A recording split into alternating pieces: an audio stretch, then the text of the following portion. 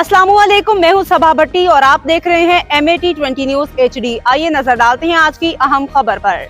मंडी बहाउद्दीन से हमारे bureau chief Rashid भट्टी की रिपोर्ट के मुताबिक पाकिस्तान मरकजी मुस्लिम लीग ज़िला मंडी बहाउद्दीन के ज़रिए तमाम सतसरा चौकता प्रेस क्लब यकजहती कश्मीर मार्च का इनेकाद किया गया। मार्च की क़ियादत हाफिज़ मोहम्मद नईम जनरल सेक्रेटरी पाकिस्तान मरकजी मुस्लिम लीग ज़िला मंडी बहाउद्दीन ने की। मार्च में तहसील फालिया तहसील मलकवाल से काफिलों ने शिरकत की।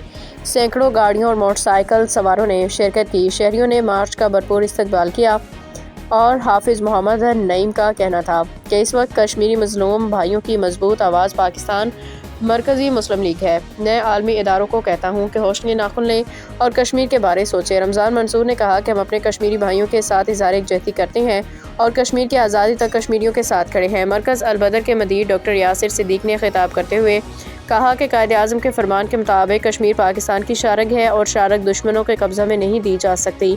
मौजूदा हुकूमत को चाहिए कि कश्मीरियों की आज़ादी के लिए अक़वाम आलम के सामने मौसर मुकदमा पेश करें और कश्मीर की आज़ादी तक हिंदुस्तान से हर किस्म के ताल्लुकात और तजारत का बायकॉट किया जाए।